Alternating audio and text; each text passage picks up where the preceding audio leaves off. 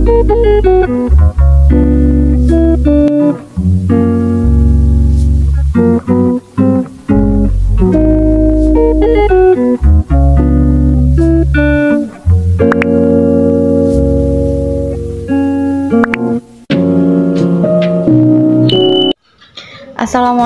warahmatullahi wabarakatuh. Kembali lagi bersama saya, Selly Putri Ayu Septiani.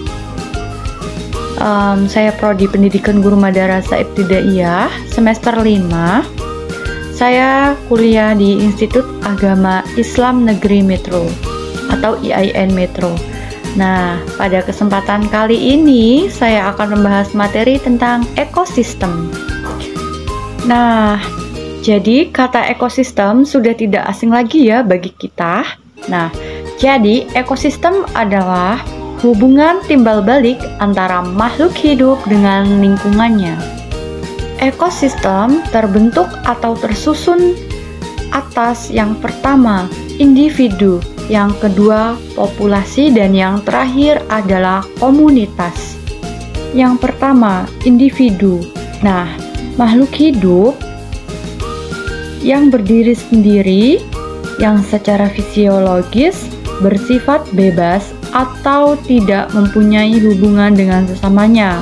Contohnya, seperti seorang manusia, seekor hewan, kemudian sebatang pohon. Kemudian yang kedua yaitu populasi. Populasi adalah sekelompok makhluk hidup dengan spesies yang sama yang hidup di suatu wilayah yang sama dalam kurun waktu yang sama pula. Contohnya, di sebuah sawah terdapat populasi kata, kemudian ada populasi padi, dan kemudian ada populasi ular. Yang ketiga yaitu komunitas. Nah, apa sih komunitas itu? Jadi, komunitas adalah sebagian seluruh populasi yang menempati daerah yang sama.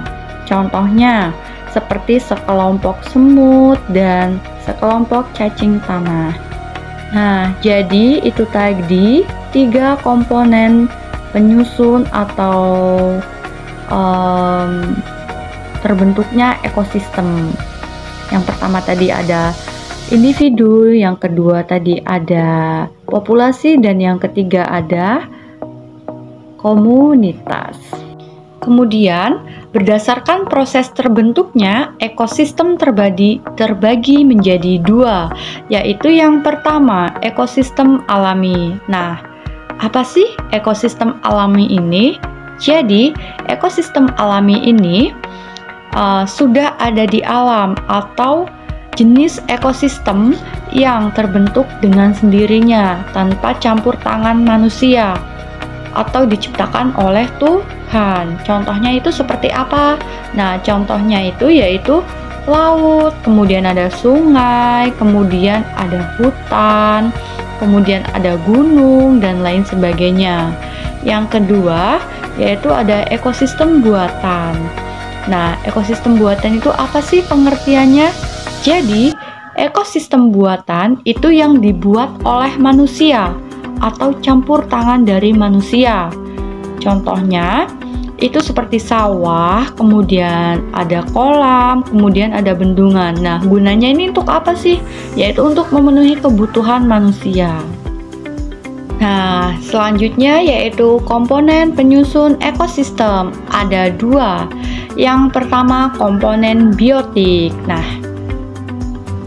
nggak asing ya kata biotik ini. Jadi, komponen biotik itu apa? Komponen biotik adalah semua makhluk hidup yang terdapat dalam sebuah ekosistem. Nah, contohnya itu seperti apa? Contohnya seperti tumbuhan, kemudian ada hewan, kemudian ada mikroskopik atau mikroskopik seperti bakteri. Nah, komponen ini nantinya akan membentuk sebuah rantai makanan. Kemudian, komponen biotik dalam sebuah ekosistem dibedakan beberapa macam tergantung dari cara mendapatkan makanannya dan tingkat trofiknya. Selanjutnya yaitu jenis komponen biotik berdasarkan cara memperoleh makanannya. Yang pertama yaitu ada produsen. Nah, produsen itu apa sih?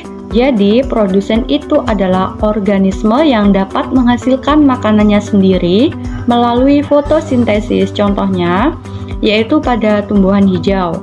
Yang kedua yaitu ada konsumen. Nah, konsumen adalah organisme yang tidak dapat menghasilkan makanan sendiri sehingga harus memakan makhluk hidup lainnya atau bergantung pada makhluk hidup lainnya. Yang terakhir atau yang ketiga ada dekomposer atau pengurai. Adalah mikroorganisme yang menguraikan bangkai makhluk hidup atau hasil pembuangan sisa pencernaan makhluk hidup. Selanjutnya yaitu jenis komponen biotik berdasarkan tingkat trofiknya. Yang pertama ada komponen autotrof. Nah, komponen autotrof adalah organisme yang berperan sebagai produsen. Contohnya itu apa? Contohnya yaitu tumbuhan berbiji, kemudian ada fitoplankton, kemudian ada ganggang, dan yang terakhir ada lumut.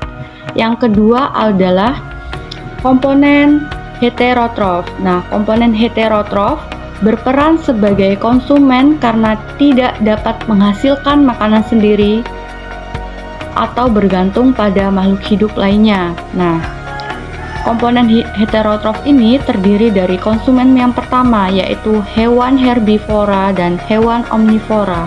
Kemudian ada konsumen kedua yaitu hewan karnivora pemakan herbivora dan hewan omnivora. Kemudian yang ketiga atau konsumen tiga yaitu hewan karnivora pemakan karnivora dan hewan omnivora.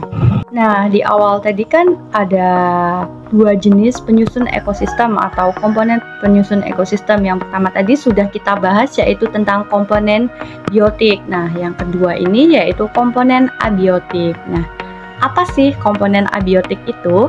Jadi, komponen abiotik adalah komponen yang tidak hidup atau fisik dan kimia yang mendukung serta menjaga keseimbangan suatu ekosistem, yaitu contohnya seperti suhu, air, cahaya matahari, kemudian ada udara, ada bebatuan, tanah, dan lain sebagainya.